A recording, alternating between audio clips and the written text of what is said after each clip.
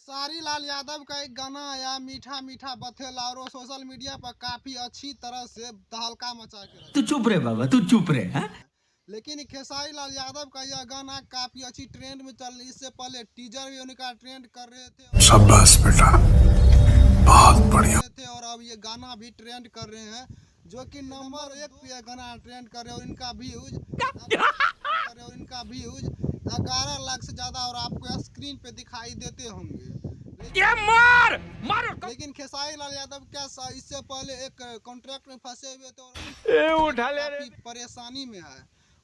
फिर भी खेसारी लाल यादव ने अपने फैंस के लिए काफी अच्छी तरह से वीडियो बनाते हैं। लेकिन वीडियो जो है काफी कॉमेडियन अंदाज में बनाया गया और कहना है कि इस गाना पे काफी मीठा मीठा बथेला इनके साथ एक्टर्स जो है वो रानी एक्टर्स काम कर रहे हैं। जोक मारा रे, ये हंस रहे हलकट हंस। और रानी एक्टर्स ने काफी अच्छी तरह से एक्टिंग की और खेसारी लाल यादव भी एक्टिंग किया, जो कि यह गाना तू चुप रहे बाबा, तू चुप रहे। हाँ?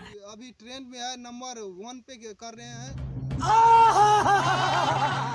भोजपुरी में भी अभी इसके आसपास कोई भी गाने नहीं थे भाई, ये तो मानना पड़ेगा। शाबाश बेटा, बहुत बढ़िया। यादव और यादव का लोहा अब मानना पड़ेगा।